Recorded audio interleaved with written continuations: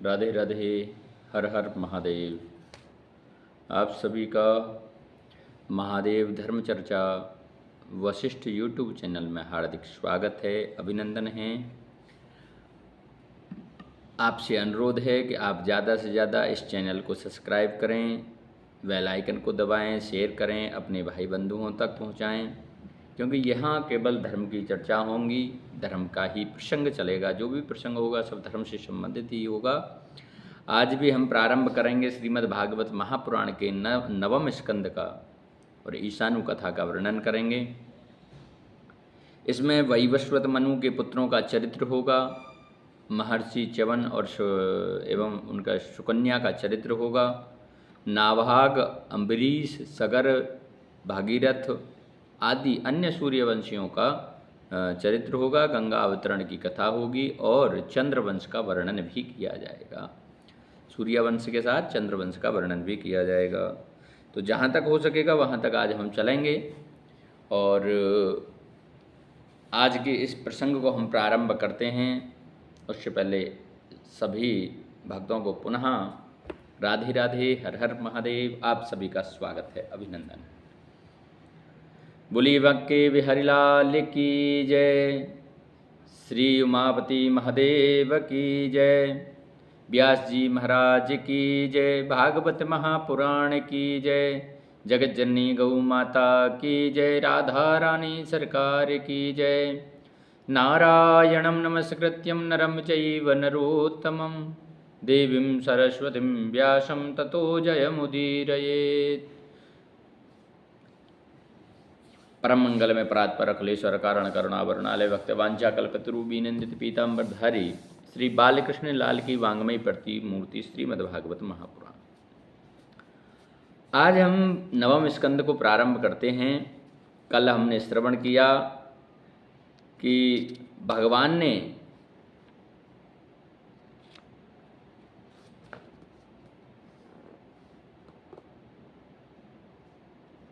सत्यव्रत मनु को यह बता करके गए भगवान कि यह जो मेरा स्वरूप है, यह आपको जो अब प्रलय होने वाला है, वहाँ एक आपको नाव, एक नौका में बैठ करके आप रहेंगे, सप्तऋषि रहेंगे आदि, और मेरे इस स्वरूप से मैं आपको इस प्रलय भवसागर से पार निकालूंगा, तो आप उस नौका में सवार हो जाना।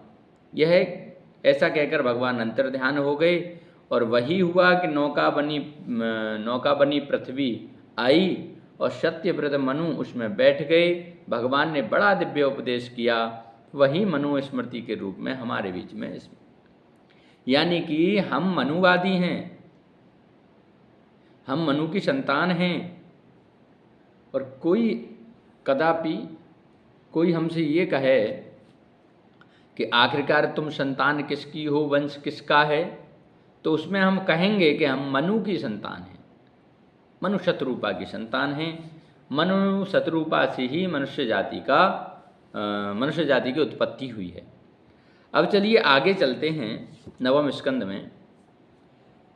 नवम स्कंद के 24 अध्यायों में सूर्यवंश का वर्णन है और जिसमें आए हमारे श्री राम जी।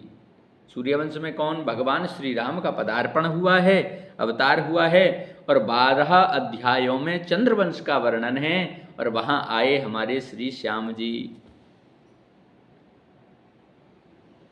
सूर्यवंश में भगवान राम का प्रादुर्भाव हुआ और चंद्रवंश में भगवान श्री कृष्ण का प्रादुर्भाव।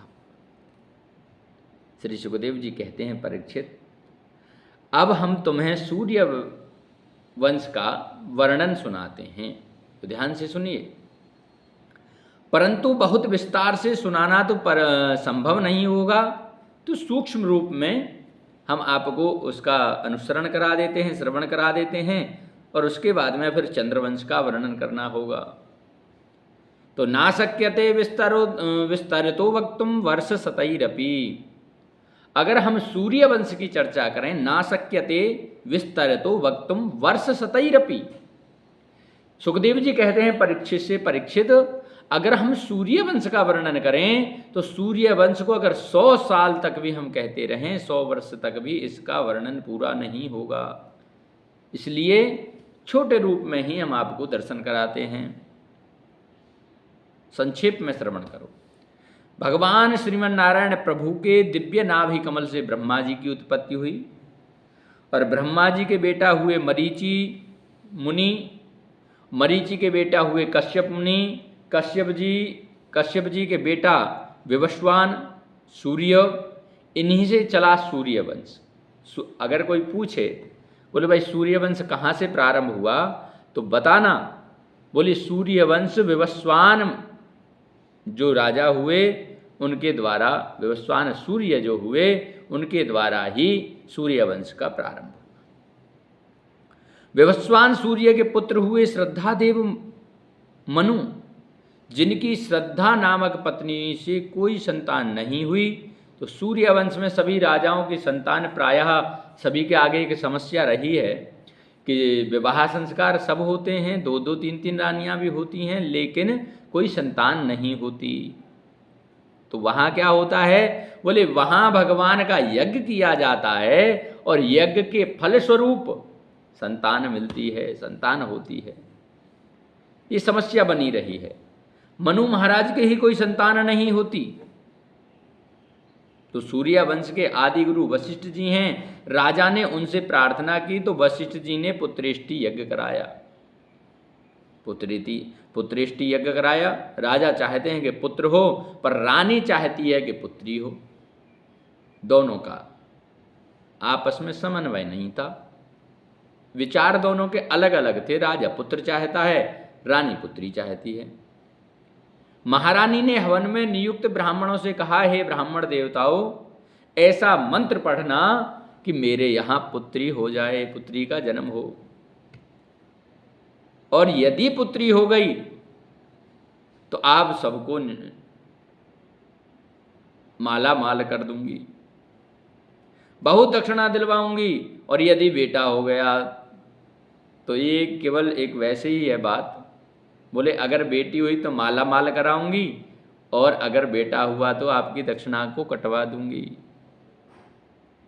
ठीक नहीं, औपचारिक रूप की बात है, ये कोई ग्रंथ में लिखित तो नहीं है, लेकिन ये बताया जा रहा है कि मतलब ऐसा कुछ भाव भी होता है लोगों का। तो याद रखना, ब्राह्मणों ने मंत्र पलट दिए। महारानी श्रद्धा सूर्यवंश की प्रथम देवी हैं, और जो बेटी के लिए संघर्ष कर रही हैं, अन्यथा बेटी के नाम पर सबसे ज़्यादा मुंह बिगाड़ती हैं। आपने समाज में एक चीज़ देखी होगी कि ज़्यादा बेटी को महत्वता नहीं दी जाती। अभी डॉक्टरी लाइन ऐसी हो गई है कि जन्म से पहले ही बता देते हैं कि बेटा होगा या बेटी। लेकिन हमारे ऋषि मुनि ऐसे थे, यहाँ मशीनरियों के द्वारा बताया जाता है और वहाँ ऐसे ही चेहरा देख के बता देते थे। लेकिन उस समय बेटी हो या बेटा प्रसन्नता रहती थी, लेकिन आज का समय वह है कि अगर डॉक्टरों ने कह दिया कि बेटी है तो उसकी भ्रूण हत्या करा देते हैं। इतनी दुष्ट प्रवृत्ति के हो जाते हैं। अपने अंदर का जो दिल है, जो भावना है, जो दया है, वो सब क्रूरता में बदल जाती है। क्यों? आखिरकार ऐसा क्यों? क्या बेटी और बेटे में कोई अंतर है? अंतर क्यों समझा? अंतर समझा ही क्यों? कारण क्या रहा? ये सब हमारी सोच का अंतर है, कारण कुछ भी नहीं है। अरे कोई कहे कि बेटी जन्म ले लेगी, कहीं गलत रास्ते पर चल जाएगी तो हमारी मट्टी खराब हो जाएगी, तो बेटा कौन सा दूध का धुला हुआ है? भाई जो मट्टी खराब बेटी के द्वारा होने वाली है वो बेटे से भी तो हो सकती है। लेकिन कमी हमसे कहाँ हो जाती है, उस चीज़ को हम नहीं देखते। कमी होती है वहाँ जहाँ हमको सबसे ज़्यादा सतर्क होना चाहिए। अवस्थाएं बता दी हैं। 10 साल तक, पहली बात तो 5 साल तक माँ को अपने बेटे बेटी बच्चे के लिए अपना दुग्ध पान कराना चाहिए।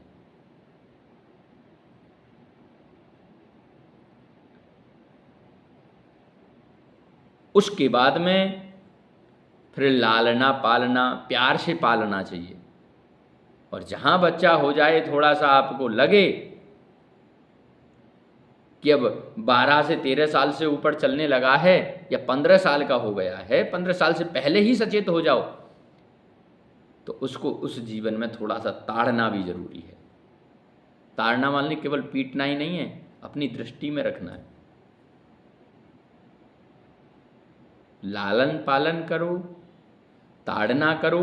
और जब बेटा युवा हो जाए, जब बेटी युवा हो जाए, तो माँ को उसकी सखी बनना चाहिए और पिता को बेटे का मित्र बनना चाहिए। जहाँ बेटा हुआ 20 से 25 वर्ष का, तो बेटे को मित्र मान करके उससे वार्तालाप करनी चाहिए। लेकिन सबसे मेन चीज़ यह है कि संस्कार अनिवार्य है। भाई, जन्म चाहे बेटी का हो चाहे बेटे का हो, लेकिन अगर आपने अच्छे संस्कार नहीं दिए तो फिर आप कितना भी यत्न कर लेना, कितना भी यत्न कर लेना, फिर संतान संभलने वाली नहीं है। इसलिए ज़्यादा से ज़्यादा हमारी जिम्मेदारी बन जाती है कि अगर हमारे कोई संतान उत्पन्न हो रही है तो उसको बचपन से ही संस्कार दिए जाए। साधु ब्राह्मणों के प्रति, साधु महात्माओं के प्रति सम्मान की दृष्टि से देखा जाए, ऐसा समझाया जाए। गौ माता की सेवा कराई जाए। पूजा पाठ में भगवान के प्रति थोड़ा सा ध्यान दिया जाए और पढ़ाई के रास्ते पर, शिक्षा के रास्ते पर भी आगे बढ़ाया जाए। गुरुओं का सम्मान करने के लिए बोला जाए, अपने से बड़े का सम्मान करने के लिए शिक्षा दी जाए। किसी की बहन बेटी पर कुदृष्टि डालने के लिए कुदृष्टि ना डालने के लिए शिक्षा दी जाए। किसी की बहन बेटी पर अगर कुदृष्टि डाल रहा है बच्चा, तो फिर आपके संस्कारों पर ही उंगली उठेगी। इसलिए बेटी में और बेटे में कोई अंतर नहीं है। बस हमने संस्कार क्या दिए हैं, उनको किस तरीक़ा से हम किस रास्ते पर लेकर जा रहे हैं, ये विशेष बनता है। इसलिए महारानी कहती है बेटी चाहिए, महाराज कहते हैं बेटा चाहिए।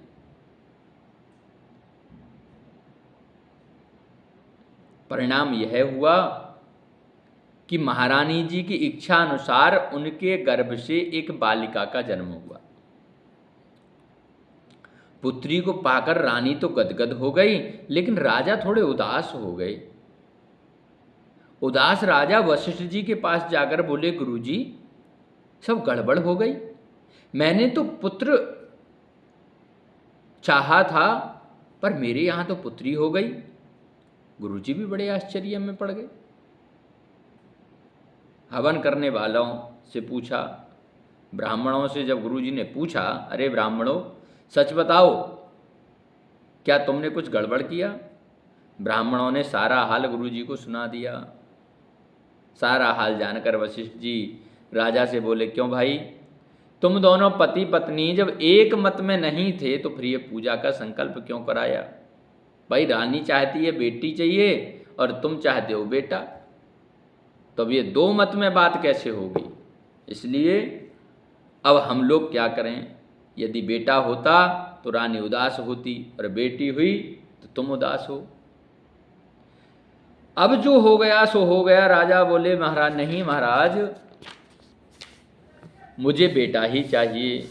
तो गुरुजी बोले, अब चाहने से क्या होता है, अब तो बेटी हो गई। राजा ने कहा, नहीं गुरुदेव, यदि आप चाहें तो अब भी कुछ हो सकता है। यदि आप चाहें तो बेटी को बेटा भी बना सकते हैं। ये ऋषि मुनियों का तप था, जो राजाओं को विश्वास होता था।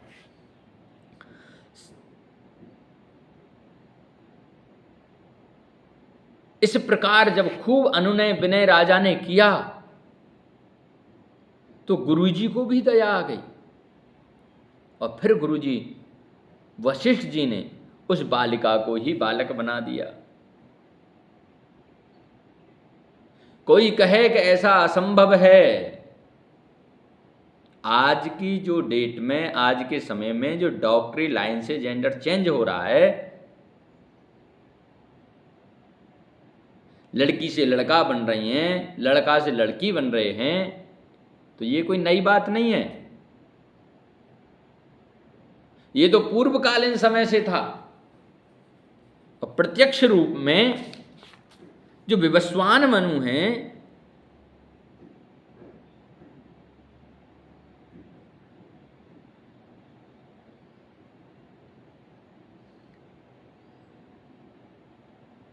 तो सबसे अच्छी चीज ये है,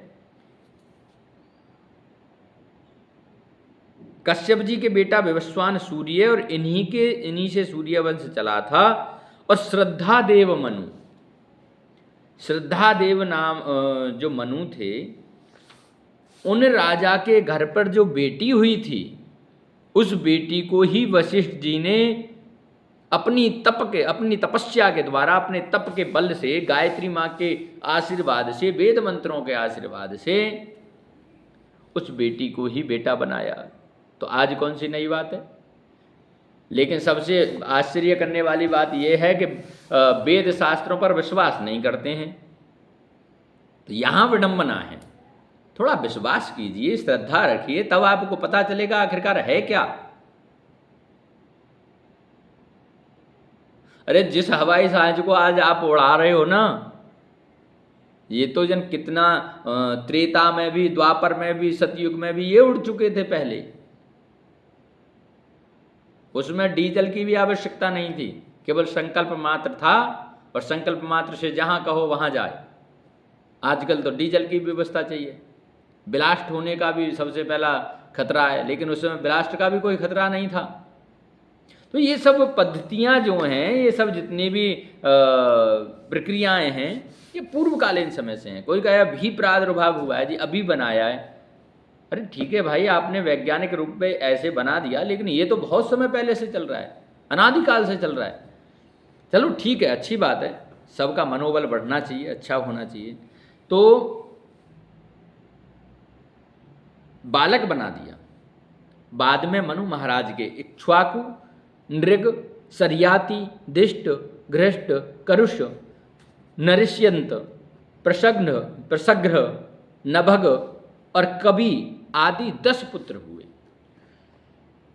इनके 10 पुत्र, पहले कोई संतान नहीं थी, लेकिन फिर संतान एक बेटी हुई, बेटी को भी पुत्र बना दिया, और फिर उसके बाद में मनु महाराज के 10 बेटा हुए।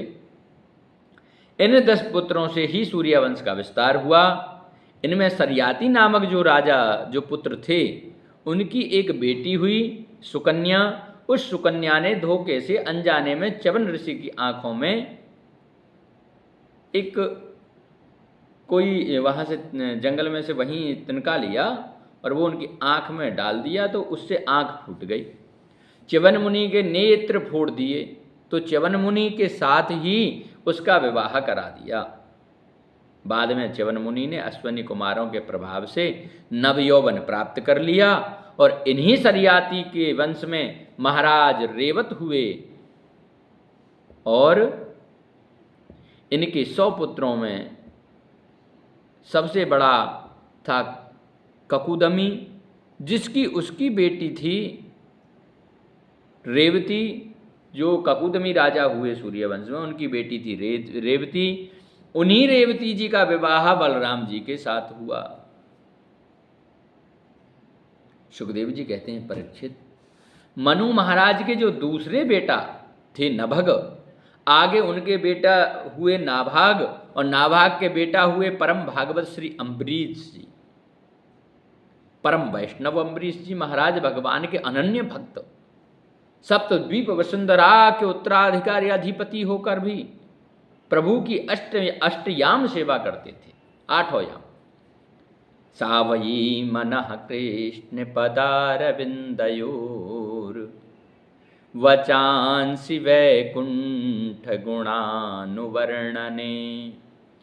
करौ हरिर्मन्दिरमार्जनादिषु श्रुतिं चकाराच्युत सत्कथोदय। तो अम्बरीश महाराज का नियम था कि अपने कानों से सदा भगवान की कथा सुनते थे, वाणी से गोविंद के सतत गुणगान गाते थे, और सम्राट होकर भी ठाकुर जी के मंदिर में झाड़ू लगाने की सेवा किया करते थे। आजकल कोई विधायक, कोई मंत्री या कोई बढ़िया बिजनेसमैन हो जाए और उससे कह दिया जाए बोले भाई आज थोड़ा मंदिर की सेवा है और उसमें झाड़ू लगानी है आपको, तो नौकर को आगे कर देगा। या फिर आएगा तो फोटो खिंचाने के लिए आएगा, बोले आज विधायक जी ने मंदिर में भगवान की सेवा में झाड़ू लगाई, आज फलाने ने मंदिर की सेवा में झाड़ू लगाई। अरे जो पुण्य आप मंदिर की सेवा करने में, भगवान की सेवा करने में कमा रहे हो, वो संसार को दिखाने से क्या फायदा है? अगर आपको कुछ करना ही है तो अपने लिए करो ना। आप संसार में घूम रहे हो, सबको झूठ भी बोल रहे हो, पता नहीं कितना हम पाप कमा रहे हैं संसार में घूमते घूमते, लेकिन जब हमको कोई सौभाग्य मिला है, जो मंदिर सेवा करने का सौभाग्य मिला है, तो उसको तन मन से करें, श्रद्धा से करें, भाव से करें। वो केवल फोटो खिंचाने से काम नहीं चलेगा। उससे ये और होगा कि आपने जो पुण्य कर्म किए हैं वह पुण्य कर्म भी आपके नष्ट हो जाएंगे।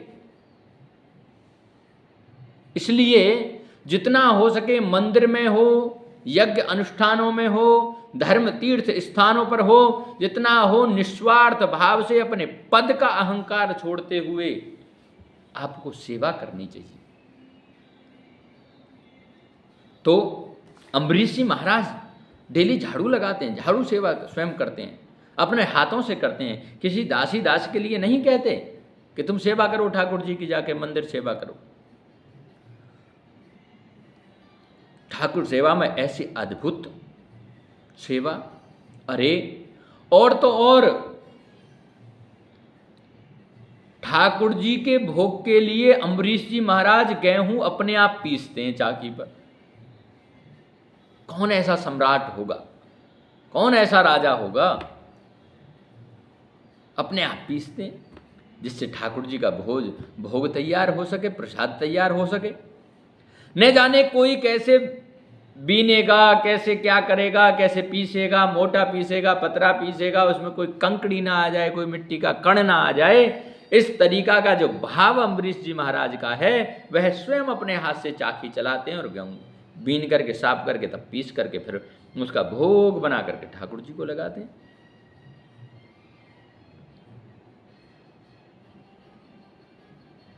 एक बार तो चाकी चलाते चलाते पसीना आ गया, और पसीना आ रहा था कि अचानक दिव्य सुगंध और दिव्य शीतल मंद सुगंधित हवा आई। पीछे मुड़कर देखा तो स्वयं ठाकुर जी अपने पीतांबर से अम्बरीश जी की हवा कर रहे हैं। बहुत अच्छा प्रसंग है।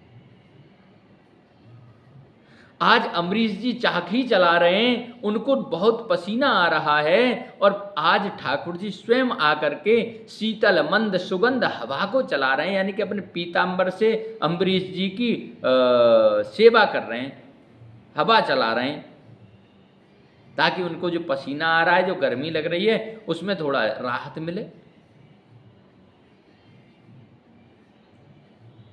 जो अम्बरीश जी महाराज ने देखा तो चरणों में लिपट गए, हे प्रभु यह आप क्या कर रहे हैं? हम आपके दासानुदास हैं और हम किंकरों की आप इस प्रकार से सेवा करेंगे? ये नहीं प्रभु। भगवान बोले भैया तू इतना बड़ा सम्राट होकर मेरे लिए तू चक्की चला सकता है, तो क्या मैं तेरे लिए हवा भी नहीं कर सकता? भगवान बोले अम्बरीश आज से ये सुदर्शन चक्र मेरा नहीं तेरा है, क्योंकि तू जो सतत मेरे भजन भक्ति में संलग्न है, तेरे ऊपर कोई आपत्ति विपत्ति ना आवे, इसके लिए मेरा सुदर्शन चक्र सदा तुम्हारे साथ रहेगा। देखो,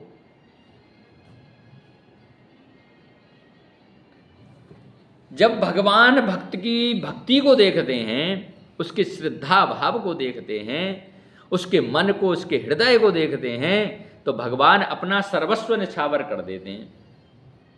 भाई भगवान के पास एक तो शस्त्र, वैसे तो भगवान भगवान है, भगवान तो एक सेकंड में अनेकों शस्त्र अस्त्र प्रकट कर देंगे, लेकिन भगवान के जो नित्य साथ रहता हो ऐसा चक्र एक ही शस्त्र था, और वो भी अम्बरीश जी को दे दिया।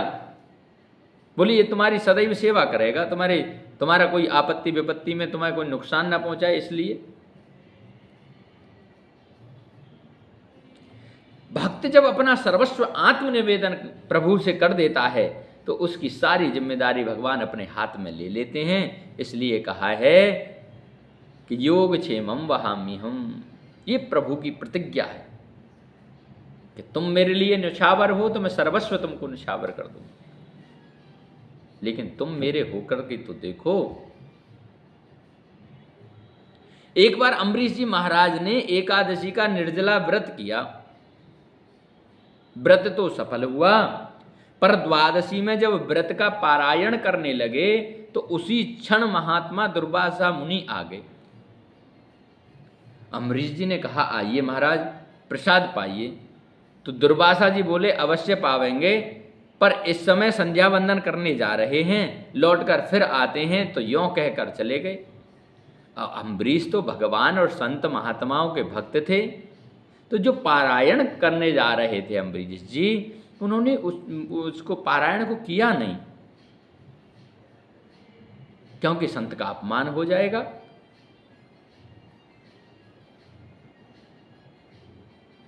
दुर्वासा जी बोले अवश्य पावेंगे, पहले संध्या वंदन कर लें। अब अम्बरीश महाराज दुविधा में पड़ गए, क्योंकि तिथि क्षय है, तिथि निकल रही है। ब्राह्मणों से पूछा क्या करें महाराज, तो ब्राह्मणों ने कहा भगवान आप एक काम कीजिए कि भगवान का चरणामृत पी लो और व्रत भी खुल जाएगा और ब्राह्मण का सम्मान भी रह जाएगा। तो भगवान का चरणामृत पीकर व्रत खोल लिया, पर दुर्वासा जी को पता चल गया और दुर्वासा जी एकदम लाल पीले हो गए। यो माम तिथि माया तमा तिथिन्येन निमंत्र्य च, यो माम तिथि माया तमा तिथ्येन, यानी कि अतिथि का तिथ्येन निमंत्र्य च, निमंत्रण दिया, और अदत्वा भुक्तवास्तस्य सद्यसे दर्शये फलम। अरे मेरे जैसे ब्राह्मण को आमंत्रित करके पहले ही तू पारायण कर बैठा, अभी इसका फल चखाता हूं। क्रोध में भरे दुर्वासा जी ने अपने जटा से एक बाल उखाड़ा और धरती पर दे पटका, वहां से एक भयंकर कृत्या पैदा हो गई, कृत्या, और विकराल मुंह फाड़कर राजा को खाने के लिए दौड़ी। तो राजा तो हाथ जोड़कर खड़े हो गए। भगवान के सुदर्शन चक्र ने सावधान होकर और तुरंत कृत्या को भस्म कर दिया। और दुर्वासा मुनि के पीछे पड़ गया। जो भगवान का अमोघ चक्र देखा कि दुर्वासा जी को भागते रास्ता नहीं मिला, अब आगे आगे दुर्वासा जी भाग रहे हैं, पीछे पीछे सुदर्शन चक्र भाग रहा है भगवान का। दौड़े दौड़े ब्रह्मा जी के पास गए, बोले ब्रह्मन मुझे बचाओ, ये नारायण का चक्र मुझे मार देगा। सुदर्शन का नाम सुनते ही ब्रह्मा जी भी घबरा गए, दुर्वासा जी को भगा दिया। बोले भगवान शंभू की शरण में जाओ। भगवान शंभू की शरण में गए, हे भोलेनाथ मैं तो आपका बच्चा हूं, मेरी इस सुदर्शन चक्र से रक्षा करो। भोलेनाथ ने कहा त्वमेव शरणम याहि, जिनका सुदर्शन है उन्हीं की शरण में जाओ। तब आकर दुर्वासा जी भगवान नारायण के चरणों में जा गिरे, हे प्रभु ये सुदर्शन चक्र आपका अमोघ अस्त्र है, यह मेरे प्राणों को हर लेगा, इससे मेरी रक्षा करो। भगवान ने कहा देखो सुनो, मैं भक्तों के वश में हूं, आपने मेरे भगत का अपमान किया है, उसका आपके अनादर करने की कोई मंशा नहीं थी, लेकिन आपने उसका अनादर किया है, तो मैं तो कुछ नहीं कर सकता, लेकिन आप अम्बरीश से ही जाकर के माफ़ी मांगो। अगर वह माफ़ कर देगा तो मेरा सुदर्शन चक्र तुम्हारा कुछ नहीं बिगाड़ेगा।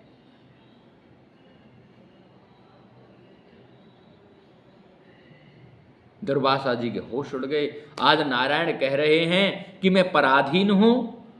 भगवान अपना पार तंत्रित्य स्वीकार कर लेते हैं। और रामचरितमानस में तो नारद जी ने खूब आरोप लगाया है। कैसे? बोले परम स्वतंत्र न सिर पर कोई। पर भगवान भागवत में अपनी परम परतंत्रता स्वीकार ही नहीं करते हैं। नारद जी रामायण में कह रहे हैं कि पर स्वतंत्र, एकदम स्वतंत्र हैं भगवान, जो चाहे सो कर सकते हैं। लेकिन भगवान कह रहे हैं, बोले नहीं नहीं नहीं, अहम भक्तापराधीनो स्वतंत्र इवद्विजा साधुर्भिर्गस्त हृदयो भक्तिर भक्त जनप्रिया। मैं क्या हूं? अहम भक्तापराधीनो, मैं भक्तों के अधीन हूं। और साधुर्भिर्गस्त हृदयो, मैं साधुओं के हृदय में रहता हूं, मैं भक्तों के हृदय में रहता हूं। जहां भक्ति महारानी होंगी मैं वहां रहता हूं। लेकिन मैं भक्तों के क्यों अधीन हूं? क्योंकि भक्त जब मेरी सेवा करते हैं, जब मेरी पूजा करते हैं, जब मेरी सिद्धि करते हैं, मेरा जप अनुष्ठान करते हैं, तो श्रद्धा भाव से जो मुझे भजते हैं, तो मैं उनके लिए सर्वस्व देने के लिए तैयार हो जाता हूं। अब तो जैसे ही अम्बरीश जी ने, दुर्वासा जी ने सुना, दुर्वासा जी दौड़े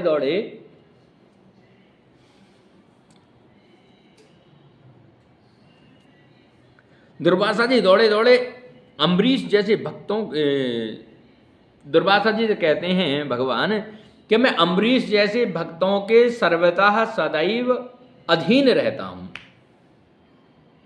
मुझे इतने भक्त अगर बढ़िया मिल जाएं तो मैं सदैव उनके अधीन रहता हूं। तो मैं किसके अधीन हूं? बोले जिसका आपने अपमान किया है अम्बरीश जी का, मैं उनके ही अधीन हूं। अगर उन्होंने माफ कर दिया तो सब माफ हो गए। जैसे कहा कि परम पतिव्रता स्त्री परायण होकर अपनी सेवा के बल पर पति को अपने अधीन कर लेती है, ऐसे ही मैं इन भक्तों के अधीन रहता हूं।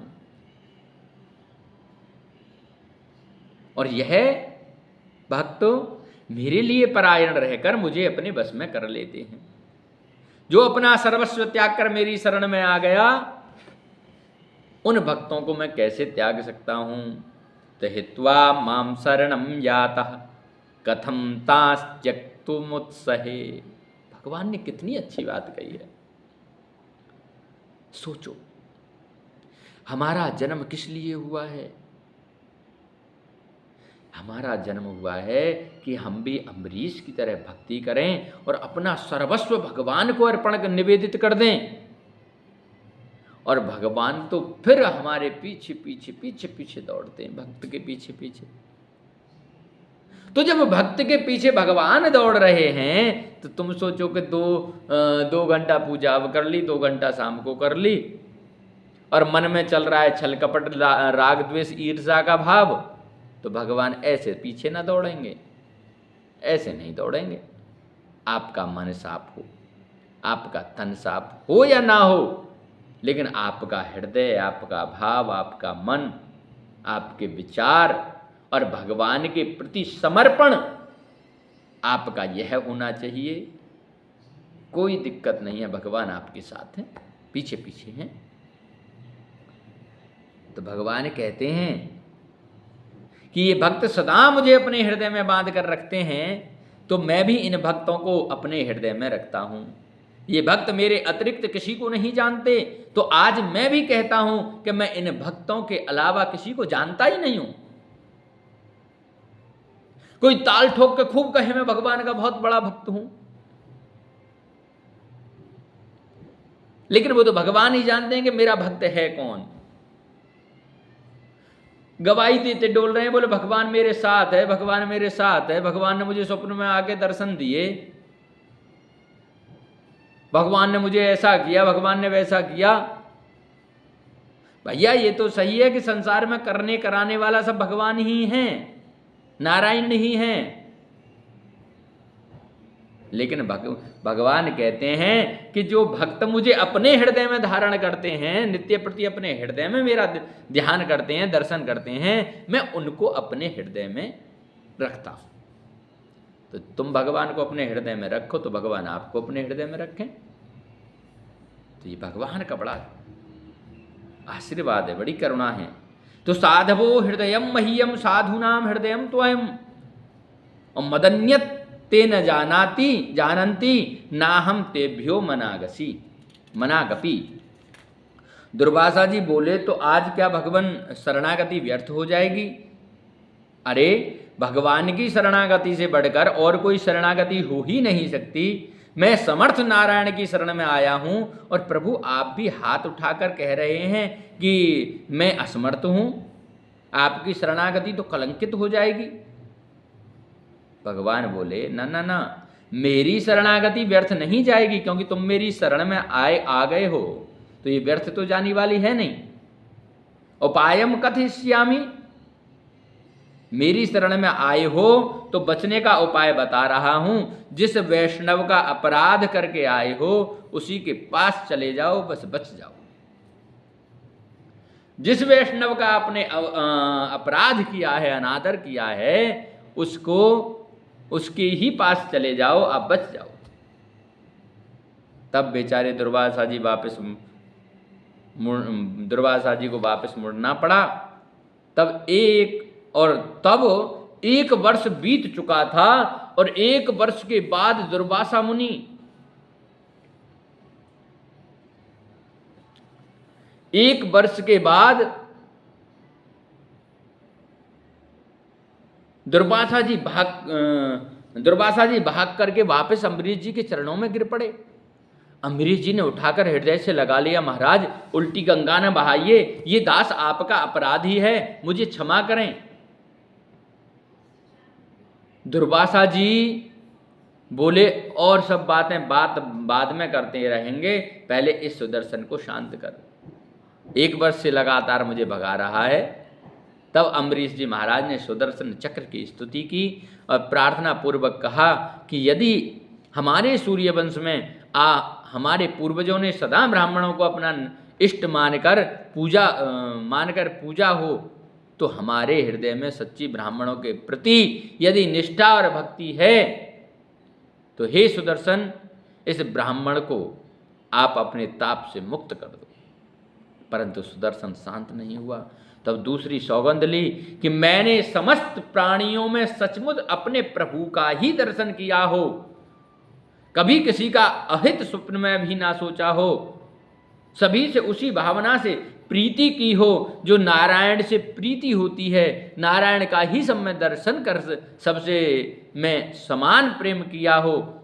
और यदि ये वाणी मेरी सत्य है तो हे सुदर्शन तुम शांत हो जाओ। यदि नो भगवान प्रीता एकः सर्वगुणाश्रियः सर्वभूतात्म भावेन दुजो भवतु विज्वरः।